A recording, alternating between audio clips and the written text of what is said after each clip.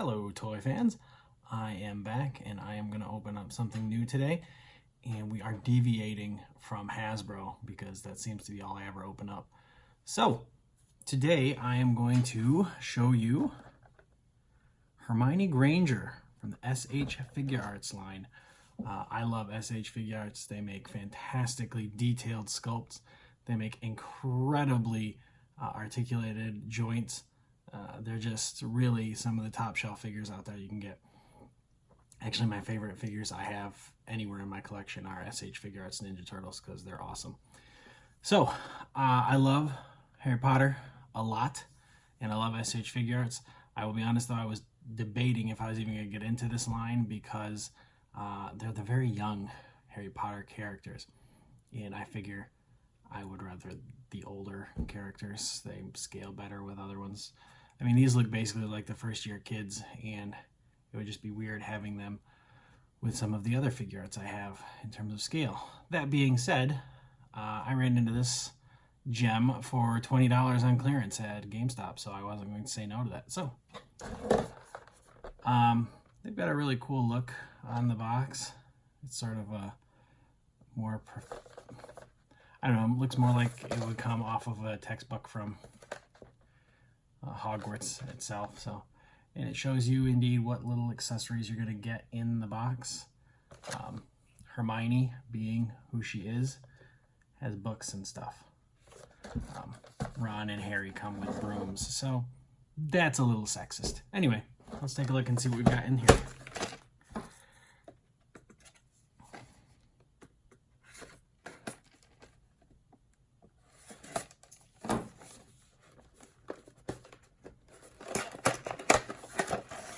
All right.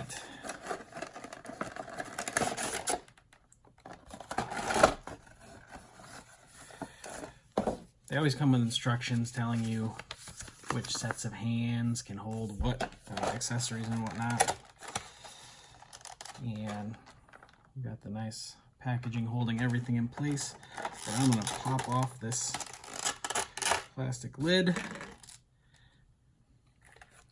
We're going to see that we've got Hermione, we've got an extra face. I'll hold that right there. We've got 3 different sets of hands. Looks like we've got the Sorcerer's Stone right there, a quill. Her wand wants to fall out, that's why I'm holding it. A book in a bag. All right. She's also got a little bit of plastic on here so that her hair doesn't rub too much against her robe in the packaging. So, initial thoughts. This plastic is more rubberized than some of the other Figuarts I've got, so that's actually kind of nice for flexibility. Good working joints so far in the arms and shoulders.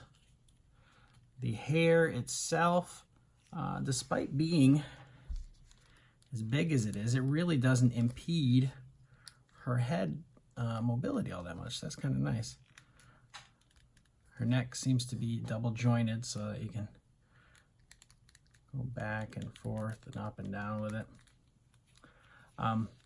Because of the robe and the skirt, I'm not expecting a lot of flexibility out of the legs. It looks like the knee joints have some give to them, but she's not going to be able to do a ton, unfortunately, with those robes and that skirt on.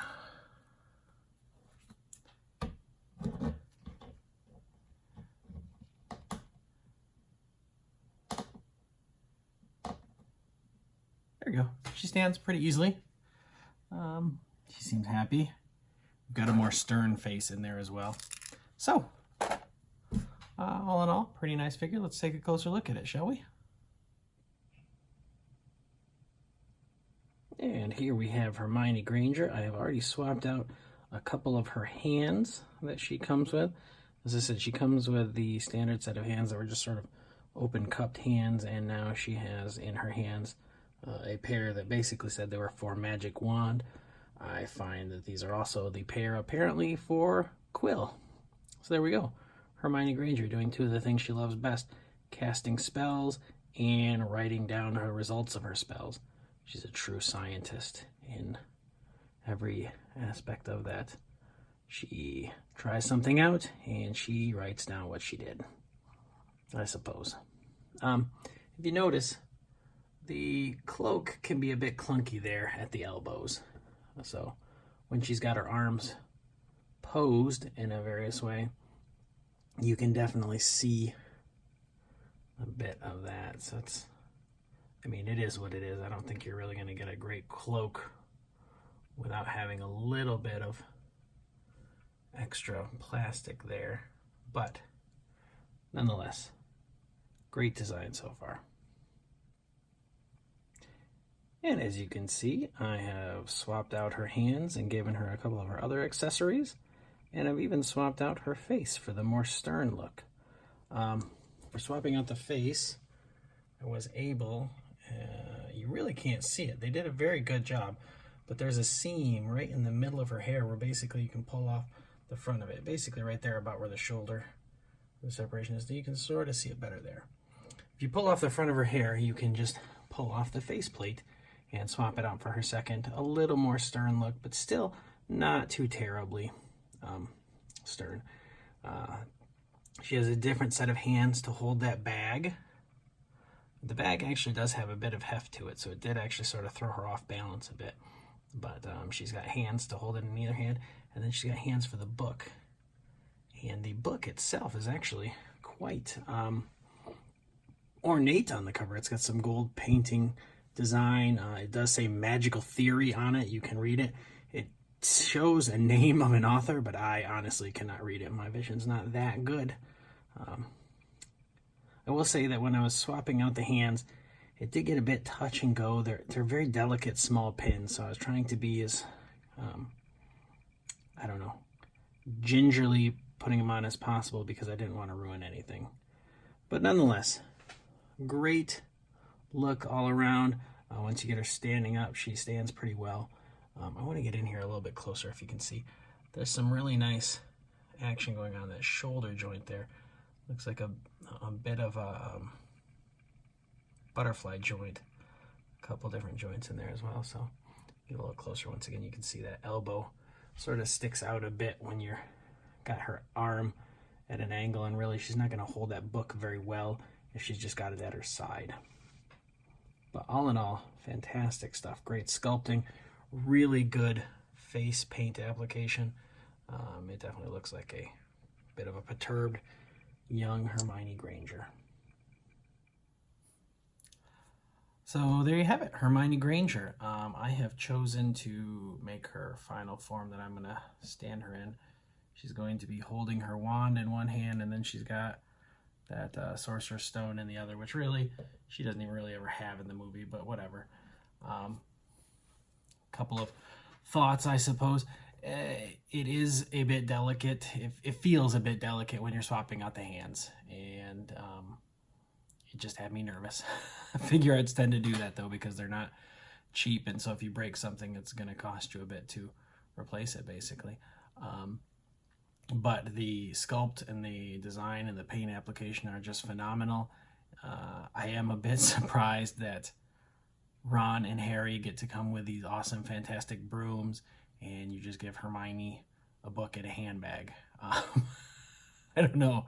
It just feels super sexist in this day and age. And I get it with the skirt on. Obviously, she can't really have a broom. Maybe when we get to some of the later movies and she spends more time in the movies wearing pants, then they can give her a broom, because obviously with the molding of the plastic here, you can't really put her on a broomstick, I suppose. But all in all, it's a great figure. I didn't think I was going to get into the line. I'm still not sure. The Snape figure is really awesome looking though. But the fact that this was $20, it was totally worth it because I love Harry Potter stuff. And I will probably end up getting Ron and Harry as well, because why not? You know, I just need to try and find them on a good deal like I did this one. So thank you very much for checking in. This is Mark at Markstoybox on YouTube, and Markstoybox is also on Instagram. And I'm trying to update things more frequently for you guys so that you can see cool stuff, even though there's basically just about none of you out there. So anyway, thanks very much for watching. This is Mark at Markstoybox. We'll see you next time.